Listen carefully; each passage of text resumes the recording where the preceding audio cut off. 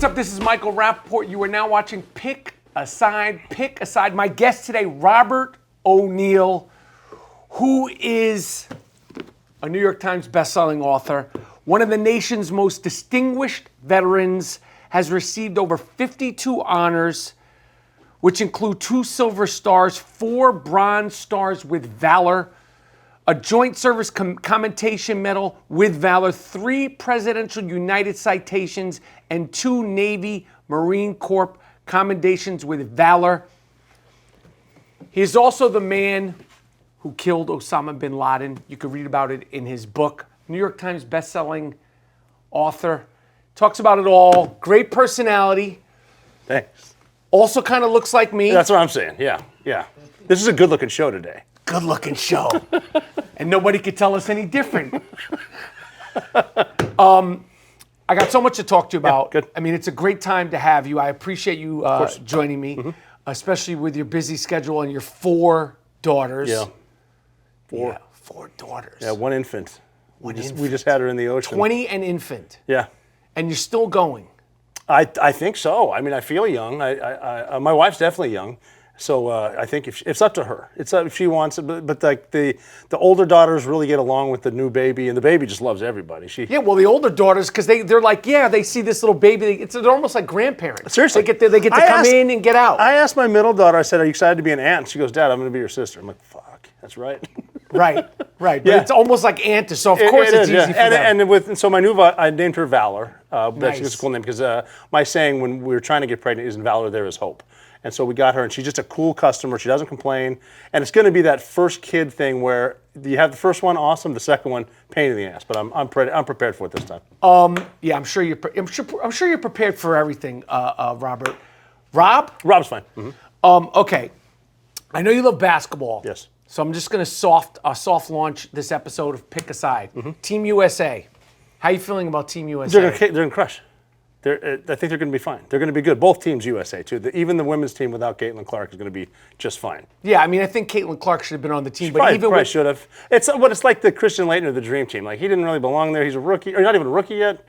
Let the older. Yeah, but you want to bring some attention to. Well, that's going to. Yeah. And they've also won like 75 gold medals in a row. Like they don't lose. It's like you could have had Caitlin Clark there. Yeah, they could have. I think they still could put her as an alternate. I think. I'm not sure. But the men are going to crush. If I was Caitlin Clark, I'd be like, nah, I'm good. Well, yeah. But yeah, like you didn't have me the first time. I'm straight. You got to figure she had a team in Vegas switch venues because they're going to sell out when they play the Fever. They hadn't even drafted her yet. They just saw this is coming. I bet you Caitlin Clark, if they lined it up right, if they did the right team in the right place, she could sell out a football arena. Oh yeah, she's big. She's right big time. now. The situation, the assassination attempt on Donald Trump. Yes. That took place Saturday, a few days ago. First question, lone nut job or something more to it?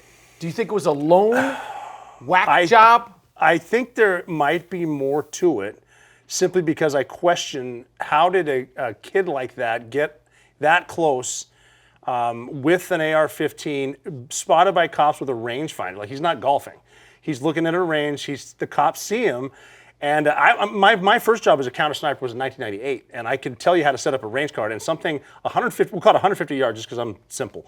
That is in your range. They said it's out of their range. It's like it should be a minimum of 500. My holds. I was in Albania of all places, protecting the president of Albania. It was 700 yards minimum. That's my holds. But to have a spot elevated with a line of sight, like the first place you go as a sniper is you go to where the principal will be and where's the danger. Well, that place is a danger. And there's a point now where they're saying, like the director of the Secret Service saying, well, it was a sloped roof. It's like, well, thank God bin Laden didn't have a sloped roof on his house or we couldn't. Come on, what is that shit? You're fine. It wasn't that sloped. No, it was 4% maybe. I mean, I was jumping on roofs like that when I was a kid at 10. I wasn't there, and I don't like to judge people that were there because I think that most law enforcement, Secret Service have the best intent. They really do, and they're not trying to screw anything up. So but as far as, political opponents, and there's always the deep state behind them, who's funding what and how much do they hate them? The kid got in there somehow. I don't know if it's either incompetence or an inside job, and either way it really sucks, and a lot of people should have been fired by now. I mean, we lost a great American, a superhero, jumping on his daughters because of these bullets being fired. I mean, politics aside, the guy's dead, and it's horrible. I don't know. I think we deserve some answers. I mean, why did the first 3 rounds go into the crowd? You know, and you have the trajectory right there. There's a picture of one of the bullets. Looks like it. And again, I mean, I want to believe in the simplest answer. It was a lone nut job, but I mean, people are being told to shut up. They're not getting fired. I'd like to know what happened. I don't know. Do you think we'll be able to find out what happened, or is it going to take an Oliver Stone movie and then another Oliver Stone movie? We still don't know. We still haven't been confirmed with the Oliver Stone movie. Yeah, I mean, do you think we'll ever like?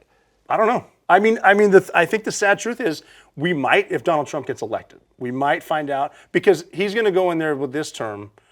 And believe it or not, I think he wants to play nice. I think he wants everyone to succeed. You know, he's a little brash, as you may have noticed. But I think the reason there's such defense against not wanting him in there is because I say, well, if they're saying he's going to come after his opponents, like, well, if you have nothing to hide, then why are you worried? What have you been doing that he might uncover? And that goes to everybody because, I mean, it's amazing how you get congressmen and senators who weren't that rich and then all of a sudden they're worth hundreds of millions in Congress. It's like, wow, you got really good at picking stocks all of a sudden. That's crazy. Really good at picking or stocks. Your husband did or something. Yeah, somebody knows how to do it. And I think, and I think a good way to, like everything from the Hunter Biden piece to whatever with insider trading, I think a good first step for Trump to be is like, okay, everyone, clean slate. Now let's start over. That would be good. That could maybe, I mean, we need unity at some point. Were you watching the rally or did you catch it on the news and Twitter? I was watching the celebrity golf event. I was watching Alfonso Ribeiro teeing off, I think. That's a good choice. Yeah. And I was just on that because I do spend time with politics, but sometimes I just want to break. So I'm watching celebrities play golf, and I'm pissed that they can hit the ball. Like, I golf every day, and I still can't hit the damn ball. And all of a sudden they go to this thing, and I'm like, whoa, is this real? And then it's the president got shot. It's like, or the former president got shot. So, I mean, what was your immediate reaction? Lone nut job? Because to me, it would seem lone. Yes. Are you a conspiracy theorist? I am now. I am now. Because I've been involved with one thing that is a conspiracy, the bin Laden thing. So I've seen it up close. And I know what happened, and it's hard to convince someone it didn't. So I know that's real, but I wasn't on the moon either. And a lot of the arguments are like, oh, we might have just done that for propaganda. Oh, but then there's as far as we went to the moon so we could get technology for whatever. I mean, Are you talking about like there's conspiracy theories that you guys didn't kill bin Laden? Oh, there's everything from body double to we didn't kill him to he died in 2001 to all the team was killed by Hillary Clinton after we left, which is bullshit. But I mean, but I've seen stuff that like, well, okay, that's ridiculous. But I don't trust the government as much now as I did when I joined the Navy. I know there is no way I'm going to get into your full life. I've heard your story. I've listened to you on podcasts. So I'm going to try to, do the greatest hits if I can and stay focused. Sure. Because just what you said right there, and I know we could talk basketball because I know you love basketball, but I'm sure like there'd be like Michael Rapaport and the guy who killed Osama bin Laden. We don't give a fuck about. What do they possibly? Two white dudes they don't know much about. Yeah, why are they still talking about Caitlin Clark? That was a good opening. That was a good opening. If you were, do you ever do personal security? Do people ask you to do? I don't do it. I've had it. I mean, I've done it, and I've had it for myself after my name was leaked as killing bin Laden. I've had it. I know how it works. I've got buddies who have some of the best security companies in the world. So we know how to do it. We've trained on it. We've done it for real. So you understand it. You've done it. You talk. You got friends and all that stuff. Yeah. What are the people in your community of friends world saying right now about the Trump thing? Because I think it's frightening that it got. Yeah. We're talking inches, an inch. Yeah. And how horrible it would have been for the country. How horrible it would have been for the world. I don't care what anyone thinks politically. It would have been really, really bad. Yeah. In broad daylight for that to have happened. And I don't understand how it got that close. I think it's comfort over complacency over comfort. I don't want to judge. I don't even know the sniper that took the shot to kill the guy. I don't want to judge him because I wasn't in his shoes. He's got a lot going through his head. Even if he sees what he thinks is a gun, imagine being that cop, knowing how cops can get treated. Is that a gun? Is that paparazzi? What do I do?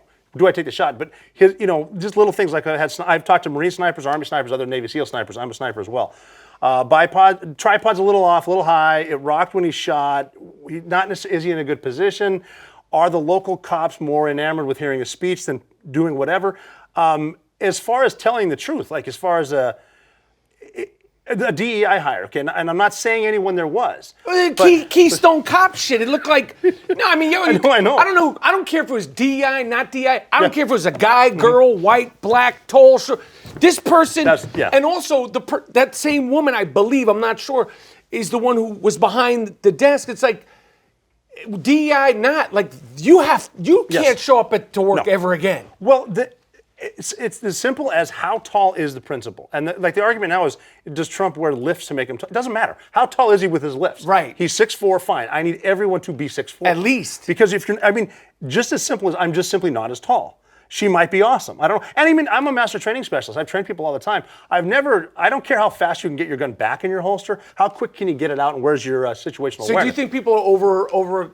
Yeah, because I've never thought about putting it. I just put it back. But I've also been shot at a bunch, and there's a thing called adrenaline, and maybe she's just a little bit pumped up. What was going through her head? Maybe there's something. She was going for it. Couldn't get it back in. Who cares? She had it out. Speak about the adrenaline, and speak about the fact that you, Secret Service, Navy SEAL, the baddest of the baddest, you are human beings. Yes. Your heart does pump.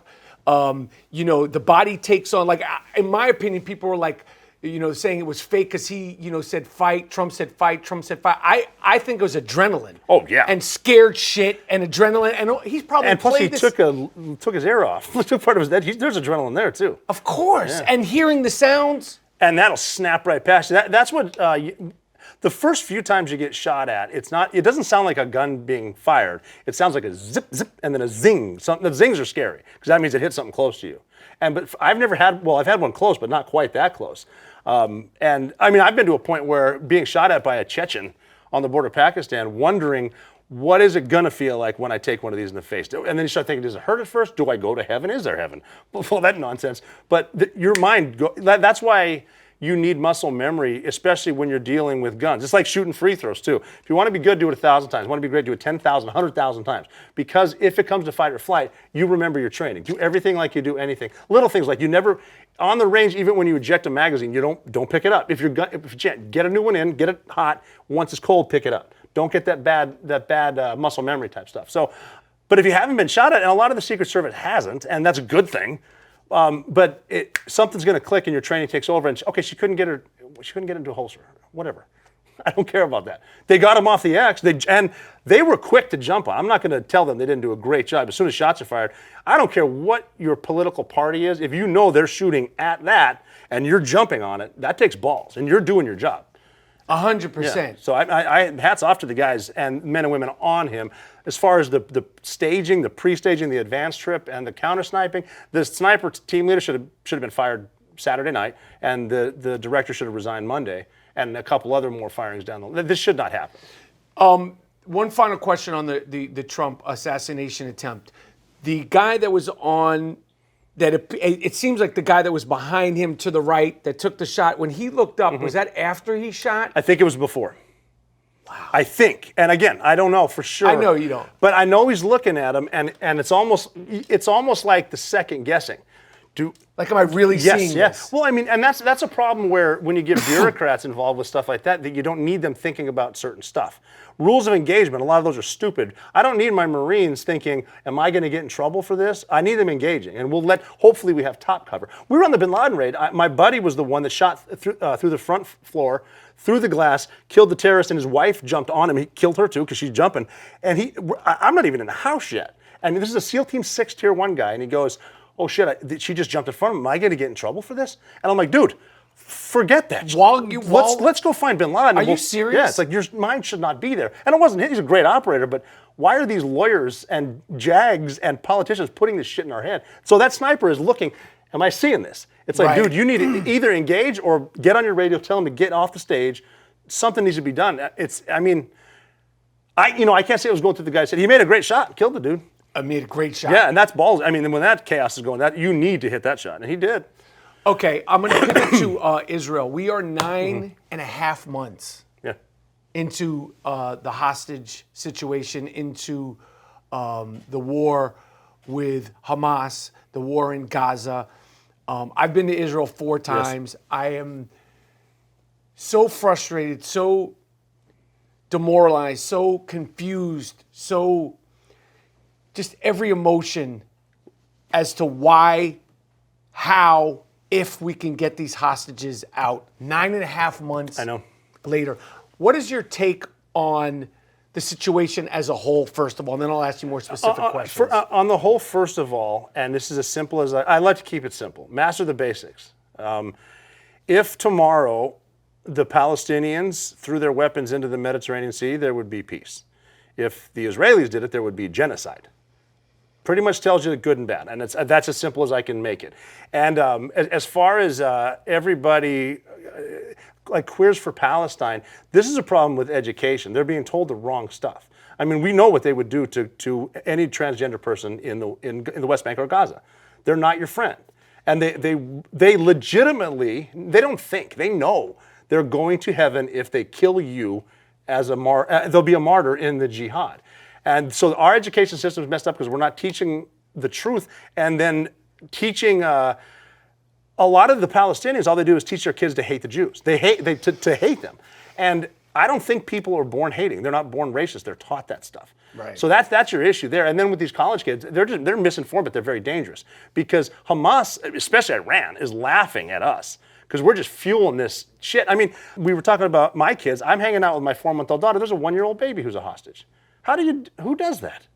And just it's amazing. So, and Israel's got to be really careful when they go in. They go as far as warning people, hey, we're coming, and then they find hostages being held by civilians who are reporters, but that's Hamas terrorists, and Hamas are not good people. You know that. You've been over there.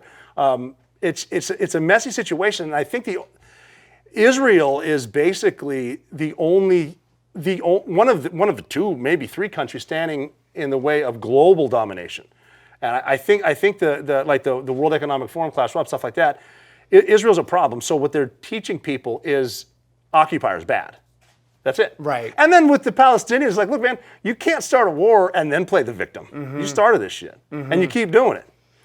October 7th, it was obviously a fucking bad lapse of judgment, underestimation. Yes. It was Shabbat. It was all these sort of crazy things. But even, going into a sleepy airport in Iowa on a Saturday, there's TSA, there's security. What do you think? I know you can't answer, but what do you think went wrong? It was so easy for them to get in. I don't know. I don't care if it's Shabbat. I don't care if it's Hanukkah. I don't care if it's Passover. They got in so easily and with no force back. Again, that's one of those situations where it's like, did someone really know this? Because I'm also convinced that war is big money. And I mean, I'm not saying they let them in, but I mean, there's a lot of contracts that got signed. Same with Ukraine. A lot of money's getting pumped around here. And like, look at the United States. There's always been war or threat of war. And there's always been big contracts and always a need for more tanks and missiles. They've got one of the most secure borders in the world. And they can see drones. I don't know how you miss a bunch of dudes coming in on whatever they were flying. Even the troops, a lot of the IDF were in their barracks. They got overrun. Like they were taken by surprise too. And I would hope it wouldn't get to that level, but boy, they dropped the ball there. I mean, you can't just let Hamas came in, but then the Palestinians are coming in. They're the guys. The civilians. Yeah, and they're torturing people and then eating their breakfast. These are bad people. I mean, I can't even, as a family man, I can't even imagine. I mean, can you imagine, like, I have a safe room for a reason, and then the IDF will be here. So we just got to get in the safe room, but all of a sudden they're not here. Well, we don't have any guns because we're not allowed, because they're going to protect us, but now they can't. And the safe room is not like, no. Like the Jodie Foster movie. It's not like, no. It's a room. A lot of them are playrooms. Mm-hmm. They're not like these, No. Underground bunkers. They're going to get in, and they did. And that, I can't even think. I mean, it's very real to me. I know it's one of my favorite sayings. It's a large planet, but it's a small world. Because I could watch the war in Iraq in 2005 on CNN, but then I'm there in 11 hours. Like, it's small. You can get right there. So this is very real. These are all real people. I mean, it's not like I enjoy watching Gaza get bombed. I hate to see kids get hurt. I can't stand war. I fucking hate war. I wish there was no war. But occasionally, though, you do need to, what do they say about the lion? You got to remind people who the lion is. Right. And they need to wipe Hamas out. There is 100%. no other way. And you know what? If you hate getting hit, stop electing Hamas. And if you want to get their leadership, go check Qatar, because that's where the three dudes worth about $11 billion smoking cigars and having Russian hookers over. So those are the bad guys. And then they don't give a shit. You think they care about their people? They could give a fuck. No, and no one wants to say that. But they say it know. though. Yeah. They think that it's the UN, the United Nations, responsibility to take care of their people. It's the United Nations. They articulate it over and over. But when the aid gets there, they take it all. They don't give it to the people. And if you're donating, you think that money's going to any no, if Palestinian? you have an Instagram account and you're like, I'm trying to raise $10,000 for the people of Gaza, that money ain't getting to the people of Gaza. I don't give a fuck what you're trying to do, what your heart is telling you to do, and what this charity is telling you. That money, if the United Nations aid can't get there, if the United States can't get their aid in there.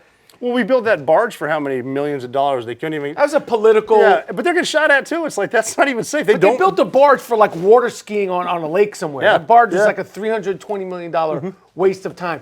The hostages, this is unprecedented terrain that they're fighting in. They have spent billions of dollars building a literal underground railroad. Well, that's where the aid money goes. If you give money to the Palestinians, it goes to Hamas, who build the tunnels. There's nothing there. There's nothing positive in Gaza. But how would you say? What do you think the chances of getting more hostages out alive are? I don't know. A lot of them are probably dead just for convenience because they don't want to hold on to them anymore. The conditions, even if you're alive, do you want to be? I don't know what they're doing to these people. Because they're not seen, the Jewish people aren't seen as people. They're seen as something else. That these terrorists are raised to hate, to just think that's evil. For all my hardship, it's because that baby's fault. Shit like that. Malnourished, obviously, always psychologically being tortured. Telling you that everything from we've already destroyed Israel to they're never coming for you, to shit like that. It's just, I can't, I went to SEER school and I was in a box for like a day and a half and that sucked ass. And I'm being held by Americans that I know are Air Force dudes. I couldn't imagine, when we were fighting in Afghanistan, especially when you're dealing with foreign fighters from Chechnya or Uzbek or whatever, if you're in a gunfight, there was not even an unspoken rule, a rule that you better keep one bullet and that's for yourself. Because you do not want these fuckers. It's better to kill yourself than get skinned alive. And that might be the nicest thing they'll do to you. These are serious people. And it's not just a political thing. This is real shit. So I obviously hope they're alive, and I would love to see a peaceful transfer. It's not hard to live next to Israel. It's actually good for you. But they're just taught this ideology from people that will never be on the front lines because they're making money. At the end of the day, someone is in power, someone's making money, and they don't give a shit about anybody else. That's pretty much the bottom line. Why can't the Navy SEALs? What would take, how would that work? They should have, with 5 Americans in there, they should have gone in. Delta Force or SEAL Team 6 should have gone in. And that's a very dangerous situation because a hostage rescue is dangerous because you need to be really, really fast. You need to get there before they can get to the hostage you're trying to get. Now, though, you're dealing with martyrs who want to die. So that's because when we dealt with fighters, we had to slow everything down because you don't know what kind of shit. They've studied our tactics from books that we've printed or whatever. So I'm not going to run in anymore. Because before we started fighting, it was just, there's going to be a fight, get into it. But then it's like, wait a minute. They left the door open on purpose, and they have barricaded machine gun shooters. So I don't want to run in. They have suicide bombers, and the house is rigged. I don't want to rush in, I've been in a house before where I walked in, and there was a drum the size of a fridge full of homemade explosives, ammonium nitrate. And I was staring at it, didn't go off. And I went out and found out why, because the dude with the thing 500 meters away fell asleep. That's the only reason. So they'll blow you up, they'll shoot at you, they'll have suicide vests. Like even if you, I've seen suicide bombers, and talk about fast, intense, scary, loud, permanent. They'll have a vest on, and they have like two leads right here. And all they have to do is this. So not only do you have to be fast because of a hostage, you got to worry about it. It's very dangerous. I don't know if I'd want to be on that mission because if I know there's a hostage, an Israeli hostage or an American hostage, I'm going. No doubt about it. It might be a one-way mission. I'm going. But that's a pucker factor right there. There's some serious shit, and they've done a fantastic job so far. Hamas has. No, Israel has. in terms of getting? On the hostage rescue that they did. Oh man, That's insane. Did you follow that? Like, Yeah. did you like it? What Yeah. did like talk about that? I heard about it right after it happened. I was just proud of them because of the planning that has to, because you have to know where they are. Right. And if you get it, you're going into a hornet's nest. We're talking Black Hawk Down shit right there. Right. And then all of a sudden, okay, the helicopters, we got to meet at the beach, but the convoy stopped. Now we're taking fire. That's when the whole city comes down on you. Right. And I've fought before in urban environments, and like it's better to fight in I like fighting in a mountain better than urban, because at least the mountain's that way.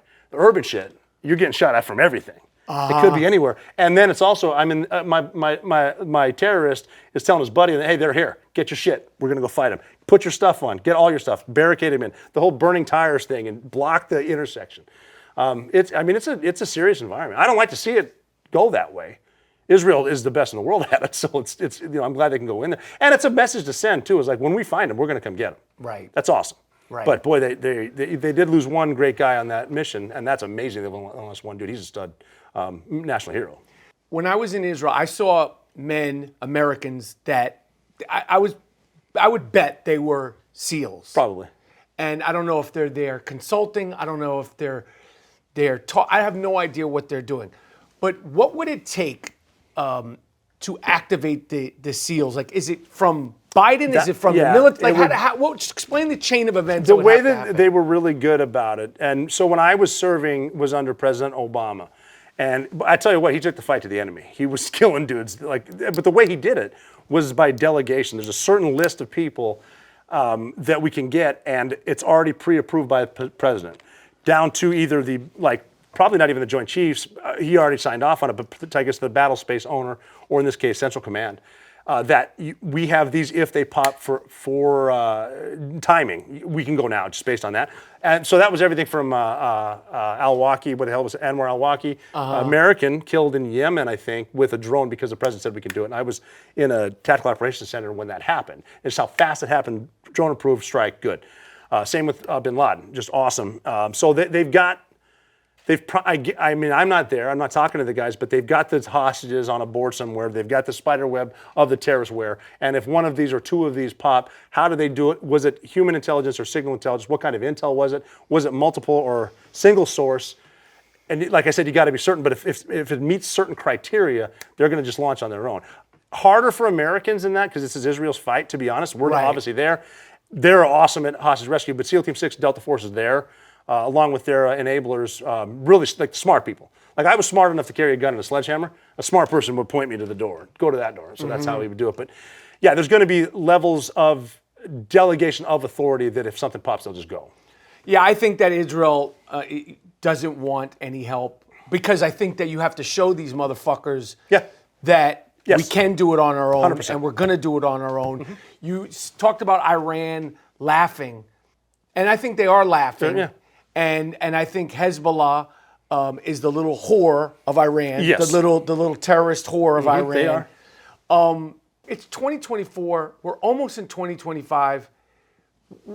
You have 4 daughters. You have a beautiful little baby.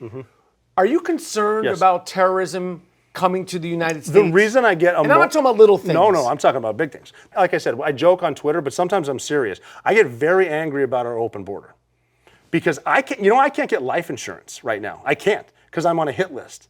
I can't get insured, and that's because of ISIS, and they're coming across our border. ISIS, Al-Qaeda, Hezbollah, Hamas, Islamic Jihad, they're all coming here. Iran's coming here. China's coming here. They don't have our best intentions in mind. My biggest concern, though, is when politicians start yapping about the nuclear deal with Iran, and just because Iran is saying, well, it's for peaceful stuff, and for some reason, we try that it is not. The biggest concern for me is when they get a nuclear weapon. And what are they going to do? The first place they're going to go is Israel. And how are they going to get there? Well, because of the Iraq war. And that's a whole different conversation. I obviously wanted to fight when we went to Iraq. Now looking back, it's like, what the fuck was that? But Iran took over because Saddam was a Sunni, and Iran is the Shia. But now they have a pipeline right over using Hezbollah to get right into Syria. They get a nuke, it's going to Tel Aviv. And if one nuclear weapon, and I'm talking Russia, Ukraine, China, India, Pakistan, one nuke goes off because of the limited amount of time that we have, especially with hypersonic missiles, everyone else is going to start launching. And life as we know it is over. One nuke gets launched against any country. life as we know it is over. You better have your My Patriot Supply in the garage and know how to distill water. I'm good. I'm good. I don't want the money. Take me. I'm good. I'll come get you. I can walk down there. Yeah, just stay with. Let me go. Let me go. I'm at that point too. It's like, yeah, whatever. What I mean, because what are we doing here? But how can this be stopped? How can Iran? I think what I'm really learning and appreciating about the time Trump was in office is he bankrupted these motherfuckers. That's how you do it. No money. Squeeze them. Yes. Squeeze them dry. Yeah, that's it. Because they're selling. I mean, even with the sanctions on China, Iran's making money because the sanctions are lifted. China's buying the oil from Iran. So the whole Russia thing. The way Iran is that part of the world. Iran and Pakistan are like the centers of the universe, and they can be defeated. I don't want to go to war with Iran. Nobody does. But the Iranian people want to get rid of the mullahs, and so you need a coup. And you need the generals to step up. Soleimani's gone, that's great. But every time there's an uprising for a woman getting killed because she showed too much ankle or whatever the shit it is, and there's an uprising, our media stops covering it. I don't know why that is. I don't know what their love affair is with Iran. They stop covering it. There's executions, public hangings. They don't do it again. You need an uprising inside. I don't want to go to war. The Iranian people are great. And they really, I mean, look at pictures of Iran in 1978. Before the Islamic Revolution. I'm talking short skirts, nightclubs, like even in Afghanistan. The Konar River right by Jalalabad was a resort, and now it's not. You need to get rid of the crazies who are crazy religious and the wrong kind of religion, and power hungry. Because don't think for a second they have the vow of poverty in my ass. When the self-proclaimed caliph of ISIS gave a speech at the Grand Mosque, he was wearing a Rolex. So not exactly what Jesus or Muhammad is rocking, you know. Right. So it comes down to evil men. And some of these people, the narcissists, are attracted to this kind of shit. So again, it's the education and it's the people that need to rise up, but they're going to need our help with it too. And I mean, if you're trying to take down the holy leaders in Iran, you're hanging it out, and you need backing from people that will help you. I mean, the doctor that helped us find Osama bin Laden, he's still in a Pakistani prison. We didn't get him. What the hell's that? Why would you work with the United States after shit like that? After leaving Afghanistan and hanging everyone out to dry, losing 13 Americans right there at Abbey Gate, why would you want to work with us? It's because, and these are all, I mean, for the United States, these are all political decisions made by somebody, either left or right, that wants to get reelected. And I'm not saying Democrats or Republicans. And for the record, I'm an independent. I don't like party politics whatsoever. But that's where. Also, I think most people are good. Some of the nicest people, most welcoming people I've met were in Iraq. Like, I've been in a house in Iraq, the wrong house, a white floor at 2 a.m. I got mud all over it. There's a woman and her daughter. I'm in the wrong house. Wait, what were you in the wrong house Just for? Bad intel, wrong house. I mean, we went in quiet and gave her money for kicking her door in. But I'm looking at these people, and they were going to offer me tea. And my first thought was, I see why they hate us. What the fuck are we doing? Right. But most people are really good. I mean, they make good tea too. I did take some. I think about, and I know it probably sounds like, oh yeah, you would never do it. I call him Yuck Yuck Sinwar, Yahya Sinwar. He needs to be eliminated. He needs to be unlived. He needs to be, he's going to, at some point. Now, which dude is that? Sinwar, in Israel, okay. In Gaza, the okay. fucking guy with the rat face and little fucking ears, gotcha. he needs to be unlived. Well, yeah, of course. Your opinion, what other people on the planet do you think need to be unlived? Do you like how that term? I do like unlived. Unlived because you don't need to put a little star when you say sniper on the social media. I mean, there are people out there too that just the bad ideologies that not necessarily even unlived, but taken out of power. Iran's obviously horrible. I mean, China's they're bad on a number of levels. I mean, China's great because of TikTok and the algorithm. That's how people are getting here. And China's got a theory that goes way back to maybe even Sun Tzu, where they're saying, watch the fire burn from across the river, where you just set the fire, go over here and chill, and then make everyone fight each other until they're exhausted, then we'll go in. And that's what they're doing right now. You're in a 5th generation war right now, just based on TikTok and the waypoints they're giving for, like dudes that are coming from the Hindu Kush to Tijuana and crossing over to San Diego, they're not here to pick crops. These are bad people. I mean, China you can work with China, but we also have to realize they're the enemy. I mean, Russia's bad, China's worse. But I mean, even when you look at California congressmen and senators, they won't even mention China because they're on the payroll. So shit like that, and unlived isn't the right word, but boy, we need to negotiate from strength. And we're not there right now. We could be. Right. And I mean, NATO's strong as shit right now. You have to admit it. Everyone's finally paying their GDP because like, oh shit, Russia's coming through. Yeah. And I'm not worried about that either. I mean, don't fuck with Poland. I agree. If somebody said to you, Bob, Robert O'Neill, yo, I want to join the military. A young kid, 20 years old. You would tell them what, and what would be your advice? My advice would be, because I've been the guy, like the posters look cool, so do the videos of living in a swamp. Horrible, sucks. So my first advice would be, start getting straight A's right now. Get accepted to one of the service academies and learn how to fly something. So be a carrier aviator, be an Army pilot, helicopter pilot, fly something like that. Do you want to be a ground pounder? Do you want to be up front? Join the Marine Corps, no doubt about it, because Marines are just awesome. And then do you want to be Special Forces? Either join the Navy, be a SEAL, or get in the Army and get to Delta Force as fast as you can. Because I mean, they're still legit. There's dudes out there not making headlines that are doing stuff. And the communities are incredible. And like Army pilots are some of the coolest dudes I've ever worked with. What is the difference between Navy SEAL, Marine Corps? Like, what is the difference? Because Navy SEAL, you guys sort of do everything. You're like the LeBron James of. Yeah, I got my son into SEAL Team 6. He didn't belong there. I'm kidding. See? Basketball joke. Thank you. That's pretty cool LeBron could do that. Bronny O'Neal. You know you got some swag when you can get your son to get drafted by the Lakers. Especially when he's going 0 for 15 in the summer league. So the difference, the Marine Corps is going to be the infantry. That's our badass amphibious infantry. So the stuff like you see in Saving Private Ryan, now that would be the Marine Corps. Amphib ships pulling up, big Marines come through and just crush people. And they're really, really good at it. Then you can go further up in their pipeline to amphibious reconnaissance and then force reconnaissance, and they got MARSOC, which is their Tier 1 unit. And it took a while for them to get it. The Tier 1 units are SEAL Team 6 Delta and then MARSOC. And it took the Marine Corps a long time to get there just because of their arrogance. Because like, we're going to give you this money, but you need to admit these are the best. They're like, every Marine's a sniper. Okay, we're not going to give you the money. SEALs are, we were designed by the NAVIC combat demolition units around World War II to clear the obstacles. So your job is to swim in, find the Jap scullies or whatever, before the Marines come in. So find the stuff, blow it up, get them a lane. Here's how to get in. And then we turned into hostage rescue. Well, obviously Vietnam was right around when the SEAL team started in 1962. And then SEAL Team 6 was formed because of a botched rescue operation in Iran between the Army, Navy, and that's why they formed Joint Special Operations Command to get everyone communicating. And Delta was there too, and Delta's just awesome. Delta is like, they were designed to... SEAL Team 6 is designed to rescue hostages at sea. Delta is designed to rescue hostages on an airplane.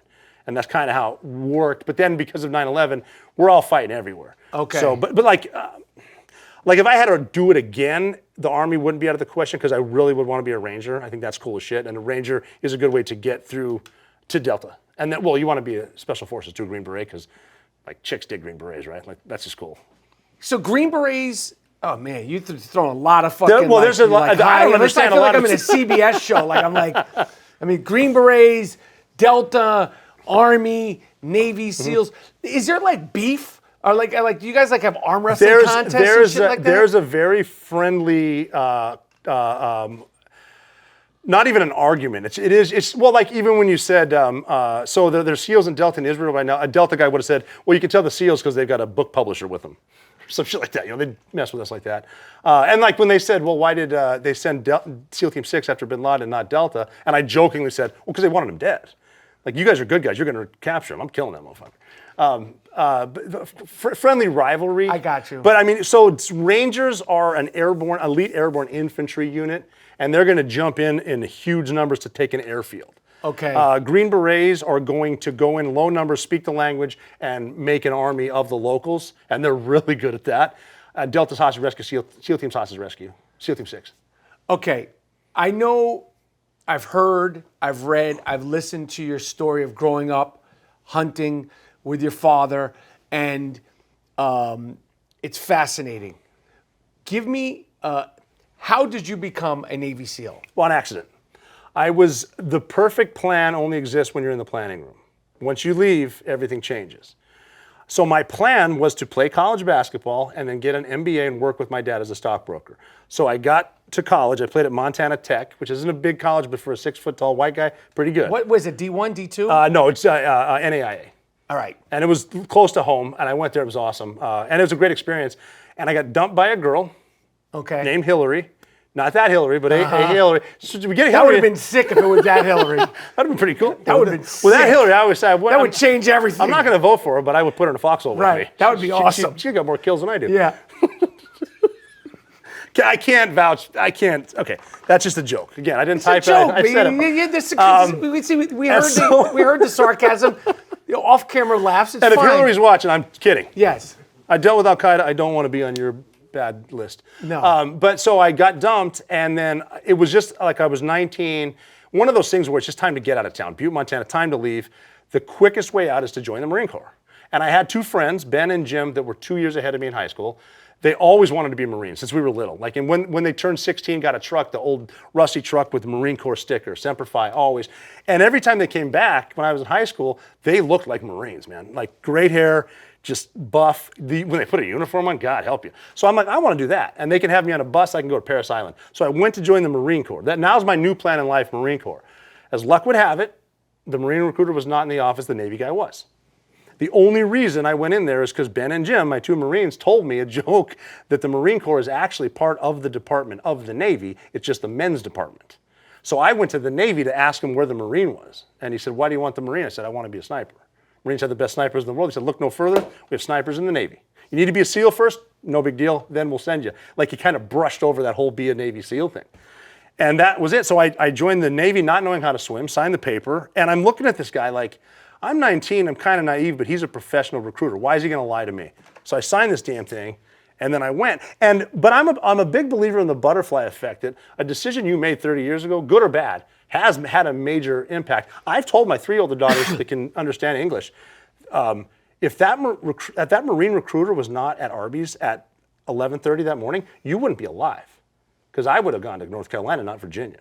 It's crazy shit like that. But then I got to boot camp from Butte, Montana, and I'm nervous because I think everyone's going to be tougher than me. But I'm looking around. This is just Navy boot camp, and we got dudes from Long Island. We got there was one dude I remember. He left South Central to get out of the gangs. Dude from Florida, and all we had in common is we all were convinced we made the worst decision in our lives. But we're all human. So I got through that, and then I get to basic underwater demolition SEAL training, which is the hardest military training in the world. Wait, hold on. So you go to Navy boot camp, which is Navy. Okay, and how long is that? That was 9 weeks, I think. Okay, and then you go to what? Basic underwater demolition SEAL training. It's called BUDS. Now, before that, had you learned to swim? Sort of, yes. I had a buddy teach me. When I joined that day, they gave me a few months before I had to leave, and I still had my pass at Montana Tech as a student, so I can get into their pool. So I went up to the pool. Here's how dumb I am, right? I go to the pool. I'm standing there. It's like 6 in the morning. I'm like, okay, it's 25 meters down, 25 meters back. I'll swim 1,000 meters and see how that goes. Like I could float. I didn't know how to swim. So everything was going fine with that plan until I actually entered the water. That's when the problem started. So I'm trying to swim. I'm like, I don't know how to do this. I just signed a contract. I'm fucked. My buddy Mike Driscoll walked in, and he did swim. We don't swim a lot in Montana. He did. He actually went on to swim at Notre Dame. He's a good friend of mine, still is. And he looked at me and he goes, hey, don't take this the wrong way, bro, but I've never seen you in the pool before. What gives? And I said, I just joined the Navy. I'm going to be a SEAL. And he goes, not like that. You're not. And so he got in and taught me. He said, what do you need to learn? I said, like the breaststroke. So he taught me the breaststroke. And so I would just practice that every day. Okay. And so I could live. But then I get to SEAL training, and there's like collegiate water polo players there. It's like, holy shit, these guys have been in the water for, that's why my daughter Valer's in the water now at 4 months old. Right. I'm gonna teach you how to swim. And so, so SEAL training, I had a dude, an instructor, his name was Eshelman. He was a white basketball player. I think that's why he liked me. And I think he was with the Globetrotters for a while. I'm not kidding. I got to confirm. But he is one of those, he's a magician. Right. He puts on performances, gives speeches and motivational shit. But he said something that I still use today. At the first day of SEAL training, he said, I know you've probably read a book or seen some movies. Regardless of what you've been told, this course is not impossible. People graduate. Look at me. I'm living proof. So I'm never going to ask you to do anything impossible, but I am going to make you do something very hard. followed by something very hard, followed immediately by something very hard, day after day after day for 8 straight months. And that sounds like a lot to get from now to 8 months from now, but don't think about it that way, because that's not how you achieve a long-term goal. Here's how you do it. Wake up in the morning on time, make your bed the right way, and then brush your teeth. That's 3 victories you just started your day with. Make it to the 4 a.m. workout on time, and as I'm beating you, don't think about the pain. Concentrate on your next goal in life, which is making it to breakfast. After breakfast, your next goal is lunch. After lunch, make it to dinner. After dinner, do everything you need to do to get back inside that perfectly made bed. And because you took the time in the morning to make your bed the right way, regardless of how bad today was, and it's going to be bad, tomorrow's a clean slate. Tomorrow's a fresh start, and when you feel like quitting, which you will, do not quit right now. That's emotion. Quit tomorrow. And if you can keep quitting tomorrow, you can do anything. That's a Mamba mentality. That's it, right? Shit. I'm gonna quit tomorrow. Boy, this sucks, but I'm gonna quit tomorrow. And like even in basketball, I'd say don't quit on a bad day, because you will. But then you're not gonna quit on a good day, so you're not gonna quit. But you got to talk yourself into those short-term goals. Breakfast. I love that. When you said beat my ass, Yeah. you're training and saying beat my ass. Like, Well, we're talking about like, what does that mean? Well, it could be anything. It depends on how bad they hate you. If they beat you physically, they take you behind the sand dune and no one sees it. But they are masters, these instructors, at making anything suck. I got one of the worst ass whippings I ever took was so simple. I had an instructor this close with a megaphone for 2.5 hours. All he did was this: on your belly, on your feet, on your back, on your feet, on your belly, on your feet, on your back, on your feet, on your belly. Just doing that over and over, and for 2.5 hours in the sun, and you're sweating, you're hurt everywhere. And then he's like, okay, go to chow. And you're just hammered. They just beat you with they're very creative. And I think they were beaten that way when they went through. Right. That's why when I say, if you ever see a short Navy SEAL, don't mess with him, because he's had his ass whooped by a short instructor. Right. Because they have it hard. He's tough. Yeah, They're creative. I got it. But I mean, it's SEAL training. It's, you're doing it. What is it like? Is it like a hard CrossFit class? Like, I mean, like, I'm saying, like, what is the deal? Like, how fit? Is it like some Jake Gyllenhaal shit? Like, you know, the movie? Like, is it like that? Is it worse? Is it better? It's worse in a lot of ways. You're going to do 1,000 push-ups every day, 1,000 sit-ups every day, 1,000 flare kicks every day. But also, like, they have a place Do you work up to 1,000? No. Just you're welcome. Like, day one, boom. Welcome to it. You can quit anytime you want. The bell's following you. Anytime you want. And the instructors will talk you into it. If you want to quit, that's fine. I'll find you a job in the Navy. It isn't for everybody. If you quit right now, I'll put you in that shower, warm shower, bed to sleep, and I'll bring you coffee and donuts tomorrow. Just quit. Like, they make that easy. But then you're outside getting beat on, they call it a grinder, this outdoor concrete slab. So you get beat here, the surf is here, the obstacle course is here. It's a mile to the chow hall, and you're not getting driven there. A mile, so you're running 6 miles a day just to eat. Like, if you had nothing else to do, you got to run 6 miles. But then you got the ocean swims, you got the getting tied up in the pool to get in your mind, to make you think you can't do stuff. Like, there's drills as simple as they tie you up and they throw you in, and you're proving like Boyle's law. So you exhale and you sink. Come up, inhale, exhale. That's it. Do that for 10, 15 minutes. Now you got to float, tied up. Calm down. However, if you get in your own head, like, panic is contagious. And once you start panicking, someone else panics. But what they're teaching you through negative reinforcement is, you know what else is contagious? Calm. Like, you don't know what I'm thinking right now. Are they telling you that? No. They're teaching you through it. Like, I look back on it now. People say, would you do it now? I'm like, well, I wouldn't make it, because I tell every instructor to go fuck themselves, so they know it's a game. But at the time, they're serious. And especially tied up in a pool, if you start to panic, you're going to lose the fight. You got to just chill and let it happen. And even go so far as the realization, okay, when I drown, they're probably going to revive me. So I got to chill. Like, there's a thing called the 50-meter underwater swim. There's many tests every single day, whether or not you can stay there. Here's the test. Very simple. Simple to understand. You start on the pool, and you jump in feet first, go underwater, do a front flip. Can't kick off the side, and then swim half the distance of a football field without breathing. That's it. Just do it. And so I was thinking, if I can get my chest to the bottom of the pool and just keep that momentum going, if I have a shallow water blackout, maybe my momentum will push my head into the other side of the pool and I'll survive. And I've seen instructors grab dudes, bump them in, and then bring them up, then start CPR.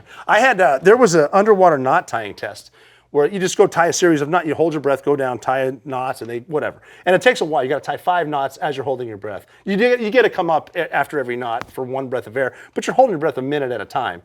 And one of my friends, John, they will let you try these tests a couple times, but this dude was on his last attempt. Like if he's always wanted to be a SEAL. If he fails right now, he's out. Lifelong dream, a lot of pressure. So when he was tying his last knot, he drowned. Underwater. You're 15 feet down. He's on his last knot, and that's when he did drown. So he's floating like this, and the instructors come down quickly, and they bring him up, they pull him over, they hop out, and they're calling the medic. The instructor realizes, too much time. He gets on, he starts doing a sternum rub. He gets into CPR.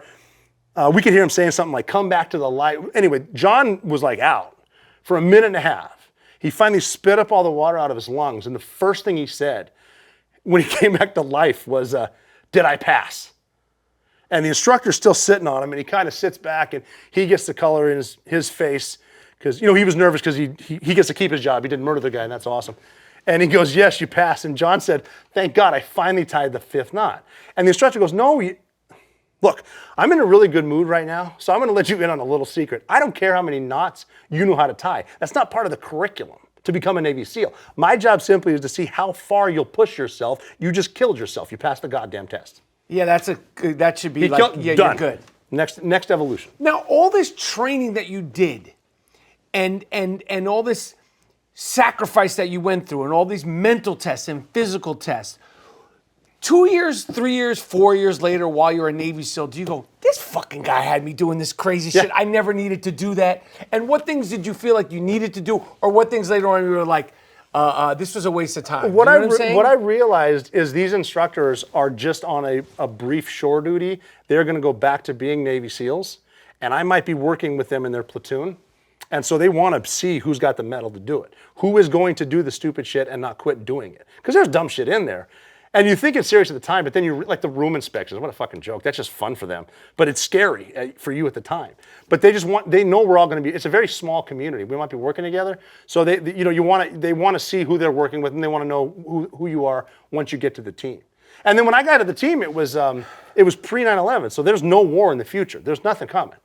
And you hear people say train like you fight. Our joke was train like you train, because nothing's going to happen. And so we would train hard, work hard, and try to think of new tactics and whatever, and travel. And then 9/11, and then it's like, well, shit. Now we're going to go fight people. You were a Navy SEAL before 9/11. Okay. Yeah. I joined in 1998. And then how did the climate? 96. How did the climate of being a Navy SEAL change after 9/11? Well, it was a weird time. I would go home to Butte, Montana, and I knew who bin Laden and Al Qaeda were before 9/11. But they weren't famous. No, not yet. They declared a fatwa on the United States, so they're at war with us. We're just not at war with them. And people got to realize, just because you're not at war with someone, they're at war with you. And so And also, people got to realize also, when these people, they say this crazy outlandish shit, when these leaders of Hezbollah and Iran say this crazy outlandish shit, that they need to be taken dead seriously. When they tell you something, you better believe them. And they're serious. Like when I tell people, like when you go home for Thanksgiving or whatever, and you're at the table, and your crazy aunt who's very religious is spouting, and she's nuts, and she knows she's right, they're 30 times crazier than she is, and they know they're right. I mean, these people know that when they blow themselves up, they're going to heaven, paradise. That's it. So I would go home. I remember standing in the Club 13 in Butte, Montana, having a Jack and Coke with my friends, saying this about Al Qaeda. And they're saying, nah, you're just a racist. You're just a Islamophobe. And I said, no, they are going to attack us. They hate us, and it's their way. The only thing between them and heaven is us. And when I was in Germany with SEAL Team 2, just finished in Kosovo, and I saw what happened near here. And I called home to my brother first, and I said, turn the TV on. He goes, which channel? I said, doesn't matter. Welcome to my world. I told you they're coming. And and blew in the face. And then all of a sudden, Congress is on the hill singing "God Bless America." Where the fuck were you on 9/10? And again, it's happening again. It's scary. Oh fuck! I know, right? It is scary, and I've learned. My eyes have been opened, and I just hope more people's eyes. I hope so. Have been opened. I'm going to pivot into the bin Laden of it all. I want to get there because 3 situations, 3 accomplishments in your life have been made into movies.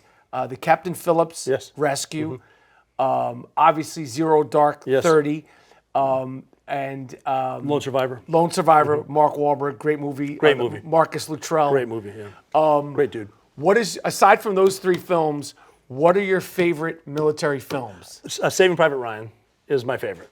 Band of Brothers, best series. And then obviously Charlie Sheen and Navy SEALs in 1990. Come on. I mean, that's, when people say how accurate is that movie, I'm like 100%. black book full of phone numbers. I jump off bridges, get the Right. chicks, save the world, all that shit. But yeah, Saving Private Ryan is my favorite because it shows the humanity. When those dudes are rolling up at Dog Green Sector, Omaha Beach, screaming for their mom and their guts are hanging out. These are real people doing a real job. This is no longer politics. And it comes down to, it's not what the president or whatever said to do. I'm fighting now for the man or woman over here. That's what I'm doing. So good movie. You know what's funny is I was also on the base when Bo Bergdahl walked off. Remember that dude? No. Bo Bergdahl, he walked off the base, he got grabbed by the Taliban, was a prisoner for like 6 years. Oh, right. And then we traded Taliban for him. I was on the Right. base when he walked off. Like I find, if my favorite saying in life is wherever you are, be there. Because shit's gonna happen. Just present yourself, make yourself available. And I've had, like, speaking of rivalries, I had an Army dude, a Green Beret, tell me, because I was there for a lot of stuff, and they say, you're like the Forrest Gump of the Navy, only you're not as good looking and you can't run as fast, which I'm not sure how to take that. It's true. But like when, so yeah, right. but with Bergdahl, he famously walked off because he was misguided and he thought he'd start a new life, not realizing, hey, you're a white boy, dude. They are not going to like you. Our normal day over there was, we wake up 3 hours before the sun goes down. I get a cup of coffee because we work at night. Go to the intel shop and find out what's going on tonight. And I walk in there on this day and they said, yeah, this dude walked off. I'm like, what? We got to find him. Holy shit. And so we went try to rescue him. We intercepted phone calls between the locals that found him and the Taliban. And they said, hey, we found this American. Do you want him? And the Taliban said, what do you mean you found him? And they said, yeah, we found him on the side of the road taking a shit. And their response was, oh, we want him, and he'll never shit right again. Like, that's scary. And that's why I heard that. I'm like, yeah, let's go now. We got to find this fucking dude. He's going to be used like a rubber fuck doll for the next whatever, the rest of his life. When you're watching, I didn't ask. Can I use that sort of language here? of course. Good. That's what I was figuring. It's I figured me, I man. figured we were good. Yeah. Do you have PTSD? Yes. How do you know? How do you deal with it when you watch these films? Does it trigger it? What triggers it? No, I have a belief in the 7-year itch, meaning you're fine until 7 years and you start to realize, what were we doing? That's not normal. Because when I was in, all I know SEALs families, and I know bartenders. And so you killed the guy, you made headlines, let's go to the gym. It's normal. But once you get away from it and realize, like, there's one guy that I mention all the time that I killed in Iraq, that I went into a house, I think we're near Ramadi. I was the number one man in the house, dropped the dude, went into a bedroom, and there's another guy, and he's in bed with his wife, and he went for a gun. I told him no. I said, no, don't do it. And he went for it, I killed him. And so I think about him every day. It's like, okay, break it down. Why did I kill him? Okay, well, he went for a gun. Well, why did he go for a gun? Well, because I'm in his room at 2 a.m. Why am I in his room? Well, because George Bush decided he didn't like Saddam Hussein because he apparently tried to assassinate his dad, so now we invaded. Then I start thinking, I killed him next to his, I wonder if he was a good dude. Was he funny? If I met him somewhere else over coffee in Paris, would we have gotten along? I just shot this dude. And I mean, he was a terrorist, but what if he wasn't? And that's where the PTSD comes in. And then how quickly you can. Life is really fragile. I've seen it up close, and I hate it. And so what comes in is what if they do cross the border here? What if they do find me? I need to protect. I know how to protect myself. I don't want to. But then I start thinking, okay, now would they take the time to wait for me to come out of a building? If they have guns, why wouldn't they just go to Times Square and kill a bunch of people? And that's what bothers me because I've seen it happen. I'm not to that, but the killing, the re-killing, and losing friends. Like Extortion 17, the conspiracy theory was that helicopter was shot down, SEAL Team 6 guys, because they killed bin Laden to shut him up. They weren't the guys on the mission. They were different guys. All my friends, though. And now I'm like, I wonder if the family members that lost their loved ones, do they even know the name of the target they were going after? What was that all about? Where were you going that night? Why? So that's where it comes in. And that's where the treatment for PTSD is the psychedelics, for sure. I really want to get that passed through Congress. Psychedelics work. Are you able to turn off these thoughts, these concerns, these memories? It takes time, though. It takes deep breaths, and it's almost like a passing cloud. It's almost like you thank the memory for being there, but I'm not going to dwell on you, and you got to go away. And it comes back tomorrow. But like you get into psychedelics, like ayahuasca or ibogaine is my favorite, DMT. That gives you it lets your brain talk to itself, and it does heal. I mean, ibogaine is amazing. I've seen it cure heroin addicts overnight. It cures a lot. It's a healing process. I'm going soon, within a week, to Mexico again, but we can't get it in the States because Congress says it's a club drug, which is complete bullshit. Congress doesn't want it because it works, and there's no money in the cure. There's money in the treatment. Like they could cure diabetes, but there's a lot of money in making insulin, isn't there? Like shit like that. So, Right. but yeah, the PTSD is there. It's not necessarily the gunfights, but it is the humanity, the human element. I think about that wife. I killed Osama bin Laden in front of his 2-year-old son. And my first thought was, as a father, like, he had nothing to do with this right now. This kid should not have seen that. But then, well, does that make another terrorist? When I killed those dudes in the house and a couple of sons are there, well, shit, we killed one, did we make 3? Right. So that's the kind of shit that I think about. I mean, yeah. But a lot of guys have PTSD, it's real. What scares you? Like, I mean, not like, like scare. I mean, scares you. Like, sometimes my wife tells me, because, I talk a lot of shit. She goes, "You're scared of your shadow." Like, sometimes I'll be walking, like, but what scares you? Like if you're on a subway late at night. No, I'm not worried about me at all. I don't want someone to run into my family when I'm not there. I don't like being away from my kids when I'm not there. I like to hide. We've done a lot of security moves I don't want to get into just based on my name popping out as the guy that killed bin Laden. I don't like that thought. Now, fortunately, my girls have dogs, my girls have guns, I have guns. But the thought of 3 of these bad dudes being in my house when I'm not there, I know what they can do. If I'm there, fuck it. I always tell people the next person I kill will be in my house. He just came in the wrong house. And again, I don't even want to kill him. That's why I have pump action shotguns, because nothing sounds like that. I'll let him hear that. And as a Navy SEAL, a former professional housebreaker-inner, if I heard a pump action shotgun, I'm fucking leaving. I don't want to deal with that. Shotgun's gonna win the fight. So I don't like anyone innocent getting hurt. And that's what really triggers me, is thinking of innocent people. Thinking of the people on October 7th. They're in a house with their worst nightmare, and no one's there to protect them. And that I can't even think about that. It kills me. Yeah, I understand. I don't even want to hear the stories. Like I don't want to. I think people should see the videos. I don't want to. I don't need to. I know what it is, and it's just that's scary. For those, I pray for them every night. I can't imagine what they did. I saw this stuff in the internet while it was happening, and then there'd be more videos.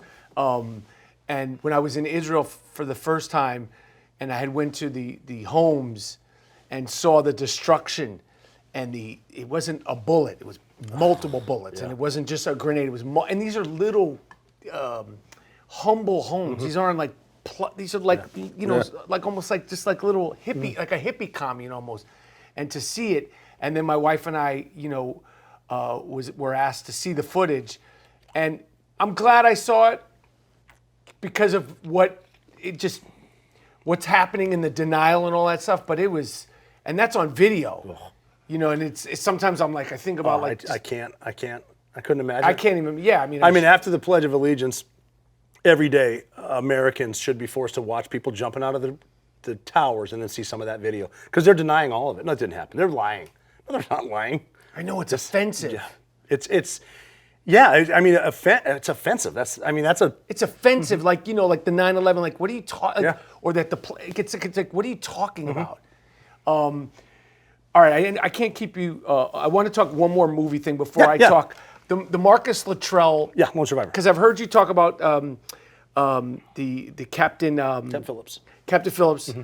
So Tom Hanks. Yes, he did a great job. Yeah, that was a good film. Yeah. Zero Dark 30. Jessica Chastain. Amazing, crushed it. Did you ever meet the real person? Oh yeah, we were with her for 3 full weeks before, and she was over there in Jalalabad before we launched. She was exactly like that, just a badass. Is that person still in military? No, she's out somewhere, and I don't know where. And I always promised if I did know, I wouldn't say, and I'm not going to describe her or say her real name. But if someone listening has a company and they know who she is, I don't care what you do, hire her. She'll figure it out for you. I was convinced he was there because of her. Someone at the agency made this 2-scale model about the size of this table, to scale to the houses and everything. So we would train all day on a big target with helicopters, 12, 13 hours. Then we come back and then we talk about it, game and everything. Done with a full day of training, gonna get a couple hours sleep and do the whole thing again. every single night she would say, all right, guys, good day today. Osama bin Laden is on the 3rd floor of this house right now. I don't know why we're not going. Have a good night. Every single day. I know he's there, 100%, 100%. And she was 100% right about every single person in every single house. When I saw her, I had all my gear on, my body armor, my gun, my helmet. I just called my dad. I'm leaving for the helicopter to go to bin Laden's house, right? And I see her pacing outside, and I said, why are you nervous? And she looks at me and goes, why aren't you nervous? And I said, because I do this every night. I get in a helicopter, fly somewhere, and I fuck with some people, I come home. This is just a longer flight. And I go, of course, you have to be right, so I get why you're nervous. See you in a few hours. Did you see her afterwards? Yeah. Yeah, we... I mean, that must be a bond, like almost like... with all you guys and her. The issue I have with that movie is at the end of and the movie's great, but at the end of it, they walk her to bin Laden's body and they give her a minute, and she sort of gets emotional, and she sits on a plane and she kind of... That's not what happened. What happened is we get back, we had the body right here. There were 2 of us that went up the stairs, one guy in front of me and then me. He and I, we were on different helicopters on the way out, and he and I pulled to the side of this hangar, and he's like, what just happened in there? And we're talking about what happened, all this bullshit, and he looks over and goes, oh, there she is, meaning Maya. He goes, well, you got to give her something. You killed him. I was like, yeah, okay. And so I pulled the magazine out of my gun, jacked the last round out, so it was the 3 above it that I killed him with. And so I walked over to her and I said, hey, you have room in your backpack for this? And she goes, I think I do. And I said, good, we have something to show you. So we walked her to bin Laden's body. And as we're doing it, me and another dude, and it's starting to sink in like, boy, this is historic. This is going down in the history books. And she found him. Like, she's the reason we're here. And she gave up her life. She didn't have a husband or kids, 24 hours a day, 7 days a week, working this for decades. And then I start putting the pressure on myself, like, I got to think of something cool to say, right? Because there he is. And we walk, and I thought it would have been cool. Because we walk over to his body, and I'm with her, and I said, is that your guy? And she looked down and went, huh, I guess I'm out of a fucking job, and left. That's it. Just a total professional. Badass. Like, that's movie shit right there. Wow. I wish I would have helped on that part of the movie, because that's a way better ending. Yeah, but the I could just say is like a studio and like, Academy Awards is better for her to like be mixed come. Of course. The Marcus Luttrell story, what was your involvement in that? And again, that's the Mark Wahlberg film called Lone Survivor. Okay, so what was your involvement in that? So that was fucking insane. Great movie. What had happened is I was at SEAL Team 6. They were SEAL Team 10, and then SEAL Delivery Vehicle Team 1, which are snipers and an insertion platform, great dudes. But I was in a safe house in Jalalabad, Afghanistan, and all that means is we bought a small motel, turned it into our place, and if the way you win hearts and minds is you hire the locals. I need carpenters to build the shit, plumbers to do this, I want this here, hire local security, hire cooks. Like, we're interviewing former Mujahideen dudes, like, if you promise you'll be good, here's your job. So we're rolling in the safe house, like driving motorbikes around J-Bad. And they're just building up an airfield where there's still like Russian high-end helicopters that were shot down with American Stingers in the 80s. And I got word that they were dropping snipers in the Korangal Valley, which is the most dangerous place in the world. Fuck Yemen. That place is crazy. The team is waiting in their helos in some tents over there. So we drove over in our motorbikes through Jalalabad. I wanted to see these guys. Just bullshit. Ask him. I talked to Dan Healy, a buddy of mine. I went to sniper school with him. He was killed on the helicopter that got shot down inevitably. Talked about Sam Adams, shit like that. Talking about beer. I ran into Jeff Lucas. A bunch of dudes I knew. And then we actually tried to get like, hey, so you just inserted the snipers, and they're going to get eyes on this target. And when you see them, you're going to go hit it. Like, can we come?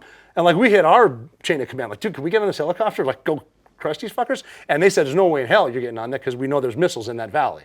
So we got turned down, and I said goodbye to them.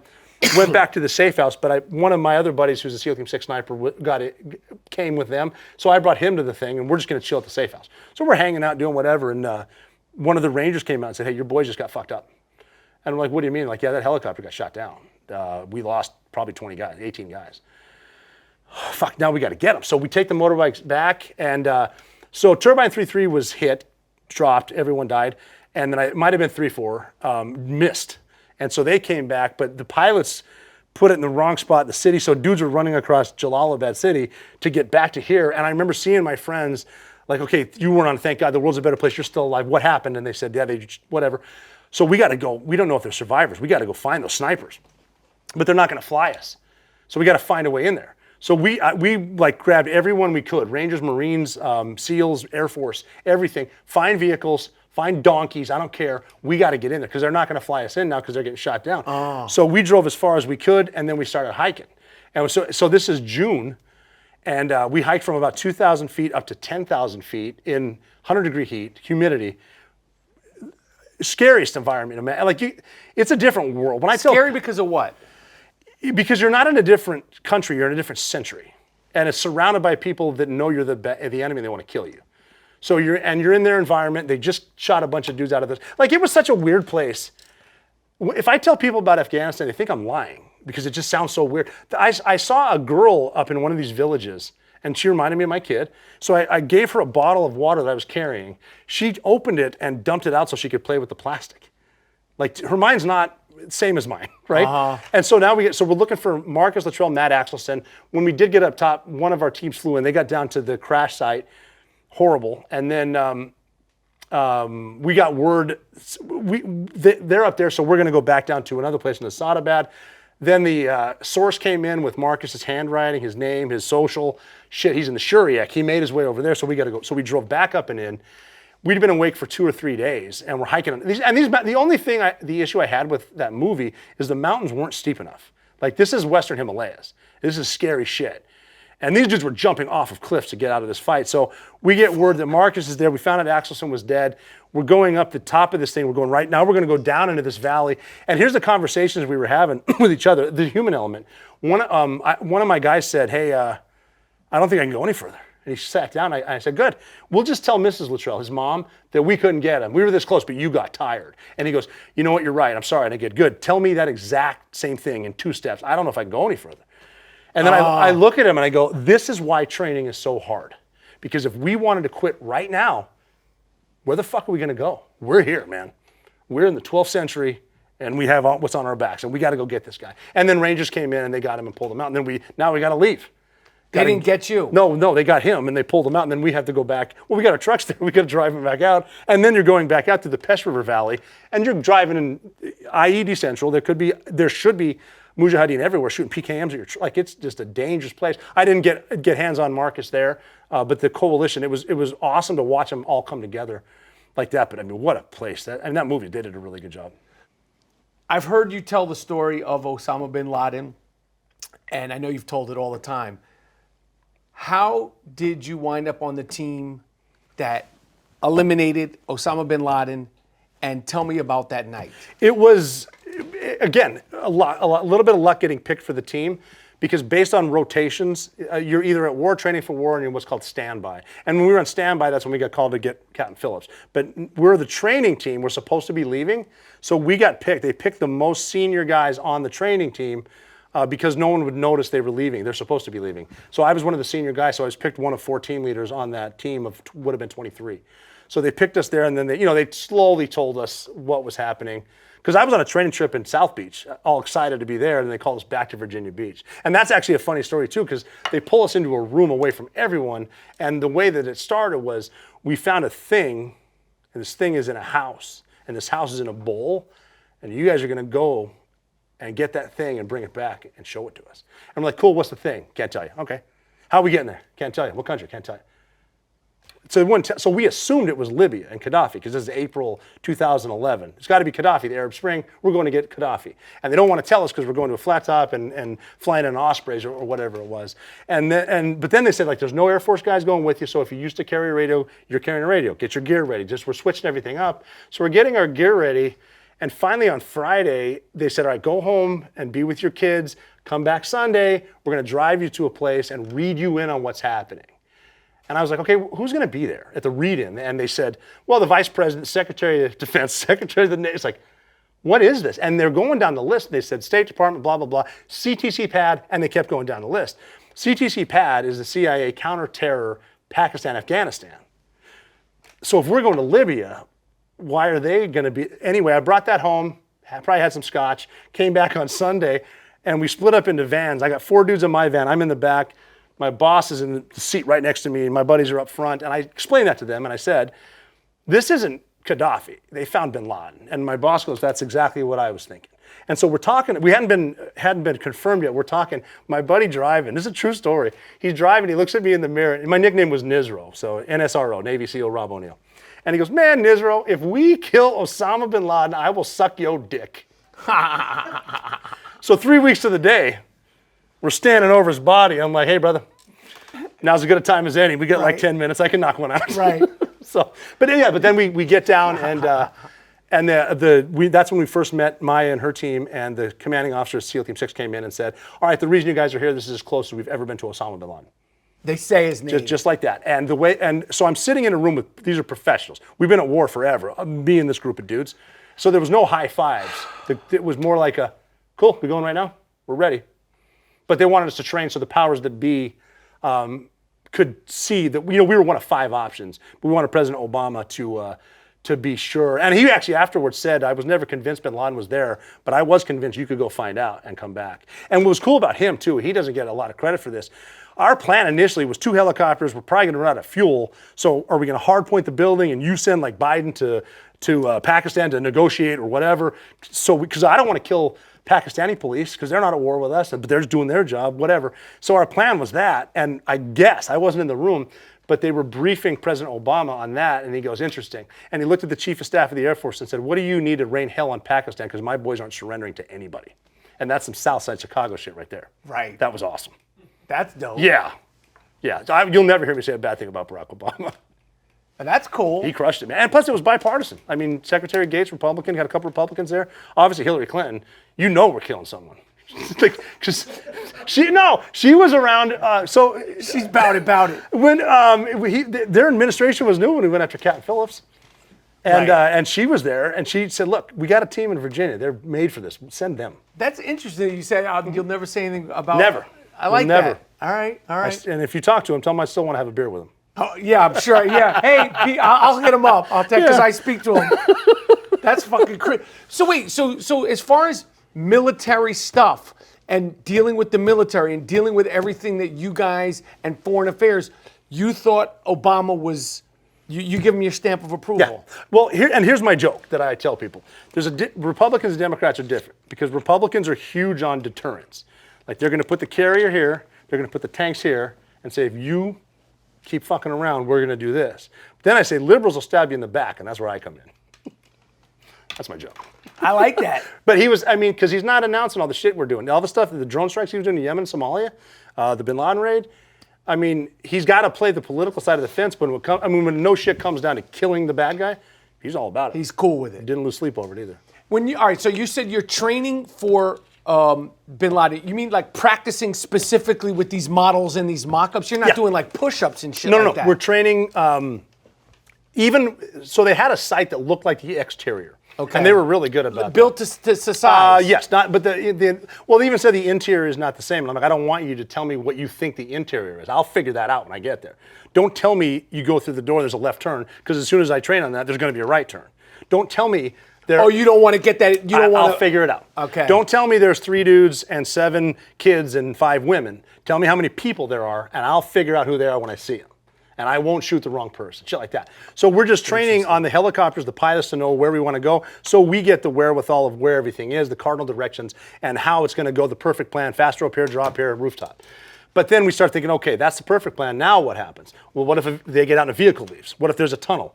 Like I even said to the point, what if there's one of those stupid slip and slides and he inflates it and then all of a sudden he's in the alley?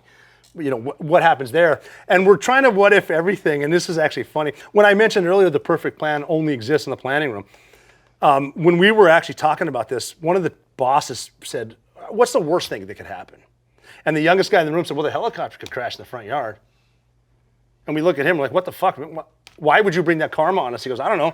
Maybe we should talk about that for 30 seconds. Right. That's exactly what happened. Right. We were able to take something catastrophic and turn it into something great, not because of our perfect plan that never came close to fruition. It was because we were prepared before we got there. We knew where everything was. Like even when I was supposed to go to the rooftop, like we're going to drop snipers off, we're going up here, and we're going to hit them that way. That was the plan. Like we're going to jump to the balcony, and I'm going to shoot them through the window. That's the plan. But because they crash landed, this pilot came back down, and I remember stepping out. Like he's just telling us, get out. And I remember putting my right foot on the ground and looking at his house thinking, I guess we started from here. No problem. I know because of training, I know there's a double door over here. So we'll breach it. So we call a breacher, and he pulled out a 7-foot charge of C6, which is a master key. It's going to open it. And so he puts it on there, backs off, clacks it, it opens, but there's a brick wall behind it. Wow. And he goes, failed breach, this is bad. And I said, no, this is good. That's a fake door. Nobody does that. So then I got on the horn, I started saying, hey, this is so-and-so, failed breach, northeast corner, I'm blasting the carport, which is a double door that we knew opened because cars come in and out. Because what I'd heard them saying was -1 going around. What they were saying was -1 going down. So I didn't know they're in there. So I said, whatever. They go, no, we'll open it. And the glove came out with a thumb I recognized. No idea how they got in there, but it doesn't matter. It doesn't matter how we got here. We're just here. Remember that. When I talk to football teams, especially the offense, guys, it doesn't matter why it's 2nd and 15. It just is. The clock's ticking. What are you going to do? So that's how we got in. I even saw the 2 pilots and 2 air crew I didn't know they crashed. I see these guys in a different uniform, but they have an American flag. I think I looked at them as I'm walking in and go, who the fuck are you guys? Still not registering. No. Before you go any further, is your heart racing? No. Is it business as usual? You've trained? This was business as usual, and we'd accepted death. So it was more of a, I need to pay attention to everything, take a snapshot in my mind, because this is it. We're going to blow up when we go in there. This is it, but this is worth it. We talked about that. A one-way mission. But we accept it. Anyone could have said, I don't want to go at any time. We know this is a high probability. We're going to get shot down. We're going to get in a fight. That house is going to blow up. We're going to run out of fuel and end up in prison. Like, this is not going to be a good night for us, but we're going. And the saying that I have, and I've said it before, was we're not going for the fame. We're going for the single mom who dropped her kids off at elementary school on a Tuesday, and 45 minutes later she jumped to her death out of a skyscraper because that's a better alternative than whatever's going on inside. And her last gesture of human decency was holding her skirt down. We're going for the first Americans to look Al-Qaeda in the eyes, toe-to-toe, and fight them to the death. And that was the passengers on United 93. They were not supposed to be in the fight. We are. And that's why we're going. And if we die tonight, man, what a fucking ending. What a great story. Mm-hmm. But then we lived, and now every day is a blessing. Mm-hmm. So, wow. I mean, it was even so weird, too. Like, I'm a basketball fan. I'm a Redskins fan. Well, sorry. I was a Redskins fan. And I remember how the treadmill, as the draft was on the same day as the correspondence dinner, I'm on the treadmill in Jalalabad. We're going to launch on Bin Laden tomorrow. I'm watching the draft. And the Redskins are up next. And I'm like, are they going to draft Trent Williams? Because they really need a tackle. And then it hit me. I'm like, it doesn't matter to me. I'm going to be dead tomorrow. Like, this is where your head is at. But I wasn't scared. It's like, this is just it. And even the last set of stairs when I was following the point man up there, he was brave. I was just thinking, I'm tired of thinking about it. Let's get this over with. Bin Laden's right there. He's going to blow up. But I'm tired of thinking about it. Let's go. So you get in the house, and then what happens? Well, I get in the house, and I'm watching my guys. Because of where we landed, I have a front row seat to the greatest mission in modern history. So I'm watching my guys work. Like, I'm in a room. Look, I hope you're never in this situation, but if you do get in a gunfight in a house, get out of the hallway. It's just good business because the bullets come down the hallway. So where do you go? In a room. Okay. Find a room, clear the room, and I'm like looking for bombs, but I'm also looking out. And I'm watching. You have a rifle? Yeah, but I don't have a shot on anything, so I'm kind of just watching. But other dudes are working everything from. So we got the 2 dead people right here. We got the women and children that they're herding up right here, trying to calm them. Little shit like crack a chem light, hand it to a kid, calm down. I'm not your friend, but I'm not going to hurt you. Is it dark? Yeah. And it's a standard target. You can hear kids crying. It still breaks my heart. I'm not here to hurt you. But then I'm watching dudes that know they can blow up too, but they're doing their tactics. Slow is smooth, smooth is fast. Try to open the door, it's locked. Kick the door, doesn't open. Mechanical breach, now explosives. And then they're working. And I'm like, I'm just so proud to know these guys. Look how smooth they are. Mm-hmm. They're not afraid, they're just doing it. And then the woman that found Bin Laden said, I don't know what it looks like in the house, but there will be a set of stairs. And on that set of stairs, in between the 1st and 2nd floor, you're going to run into Khalid bin Laden, and he's going to be armed. And here's how cool she was. She goes, and if you can ace him, you'll probably get a shot at the big guy. That's how she said it. And so I came around to this stairwell. They went through the door. There's about 6, 7 dudes in front of me going up the stairs. And Khalid was here, and he hopped behind his banister. He was armed. And normally, in an urban environment, there's dudes in front of me. I'm going to grab 3 of them and pull them out, because if he starts throwing grenades down, but we're going to die. So I'm like, I got to see how this happens, because there's 2 grown men that want to kill each other, separated by 10 inches. How's he going to do it? And he whispered to him.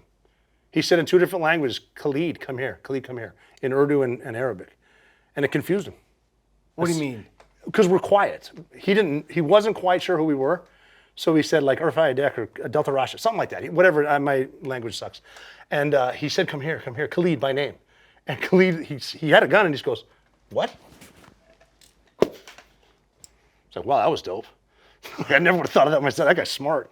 So then we stepped over his body and then we get to the second floor and then the dudes in front of me all separated because you got to clear these areas, unknowns, unknown spaces, unknown people. Is it like a mansion, like in terms of the size, like a big sprawl? It's a big three-story house. Okay, so and then we're on the second floor, and so there's like the second floor, there's a landing and then hallways and rooms.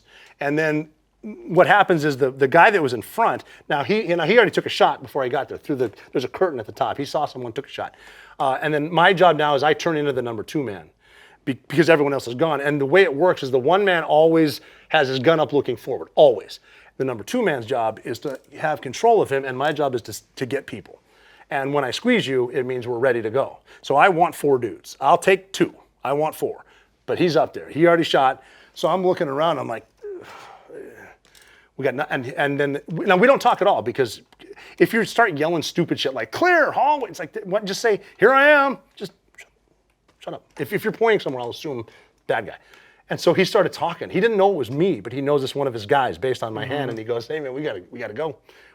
We gotta go. Because he knows the suicide, he can see people moving. We can beat him, but we gotta go, man, I need you. And I think this is my side of the story. I'm pretty sure he said, hey man, these bitches is getting truculent.